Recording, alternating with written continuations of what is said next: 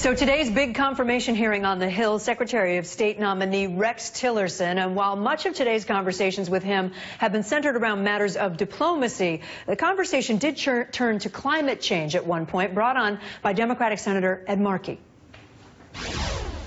We have evidence in the past of Exxon during the time you have been there, supporting groups opposing climate action and also trying to silence groups that have been critical of Exxon. So give the American people, given your personal history at ExxonMobil and the actions of that company, some reason to have confidence that the climate agreement negotiated by Secretary Kerry and President Obama will be something that the Trump administration State Department will honor, and that U.S. leadership will continue on the issue of climate change around the planet. We are not just any country. We cannot be a laggard. We must be the leader. The world expects us to be the leader on climate change. Please give us those assurances that you will guarantee that the State Department will be the leader, as it has been, in advancing a climate agenda for our country.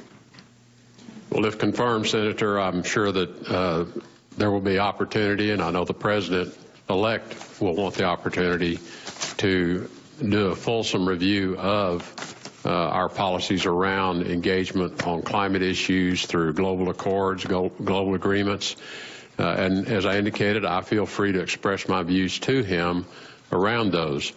I also know that the President, as part of his priority in campaigning, was America first. And so there is important considerations as we commit to such accords, and as those accords are executed over time, are there any elements of that that put America at a disadvantage? Joining me now is the senator you heard in that exchange, Massachusetts Senator, Democrat Ed Markey. Senator, nice to see you again. Thank you. That exchange that you had about climate change, did that satisfy you, his answer? No, it did not satisfy me. Look, Donald Trump has said that climate change, global warming, is a Chinese hoax. And so in order for the American people to be confident that there's going to be an American government advancing the goal of dealing with that problem, we have to hear the correct answer from his Secretary of State.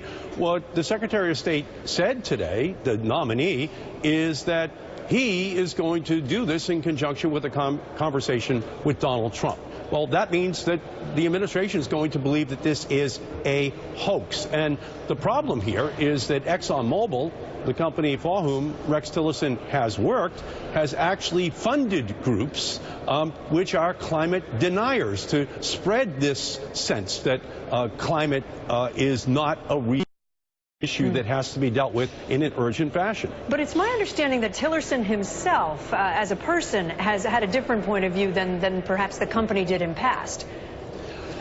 Well, as recently as 2015, ExxonMobil was still giving millions of dollars to groups like the Manhattan Institute that are climate denier groups. And so there's a real reason for us to be skeptical about this issue, as well as being skeptical about ExxonMobil's interest in Russia, for example, as the former CEO of ExxonMobil is nominated as Secretary of State. Right now, ExxonMobil controls an area the size of Wyoming inside of Russia for oil and natural gas drilling. Well, let me ask about that, because you brought up sanctions that are in place right now on Russia. And today at his press conference, President-elect Trump said that he did not think that the new sanctions from President Obama against Russia were too much or went too far, but he didn't address whether he would do any more. I know you asked Tillerson about that as well. Do you sense any daylight, any difference between Rex Tillerson and President-elect Trump when it comes to dealing with Russia and the sanctions? Well, again, the issue with Rex Tillerson is that he is only going to recuse himself for 1 year from any matter that deals with ExxonMobil inside of Russia or any other country. Well, these sanctions issues are going to keep raising their head.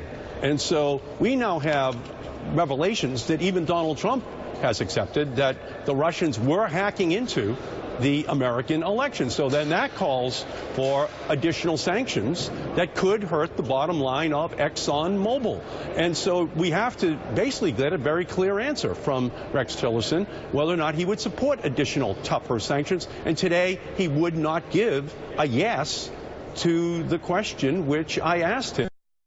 As an answer to, I think, a very central question that not only Democrats but Republicans are asking. What is our relationship with Russia going to be? How tough will we be on Putin and Russia? And will this ExxonMobil conflict in any way interfere with the clear judgment we're going to need in order to apply new, tougher sanctions where they are appropriate? And just a note, Senator, as I'm listening to our producer tell me that Tillerson just now said, say it one more time, that he is not ruling out a Muslim registry. So I know you're out of the room right now, but I think that news just came out of the hearing as we watch that live picture. Senator, you know, you're saying all this, and yet the numbers are they need, what, 51 votes to get him through, and you're a Democrat. You don't have the majority. Did you hear anything today that makes you think, okay, this country will be all right with Rex Tillerson as Secretary of State? Well, again, as I said, I'm hearing Republicans who are also raising questions, especially about our relationship with Russia, how tough we can be on Russia as more and more revelations become public. And this question that you're raising right now about a registry for Muslims, Americans, inside of the United States of America. Well, that goes to the fundamental core principles of the U.S. Constitution, of the Declaration of Independence. We just can't build a wall around our country to keep out Muslims, keep out anyone of any nationality that we happen to fear as some generic group of people who are a danger to our country. That is just a fundamentally un-American concept that is going to have to be completely understood before we take any final vote on Rex Tillerson as our Secretary of State, if what you just reported is accurate. Yeah. And happening as we speak. Senator, thank you so much for stepping out for a moment. Massachusetts Senator Ed Markey with us on Capitol Hill. Thanks so much.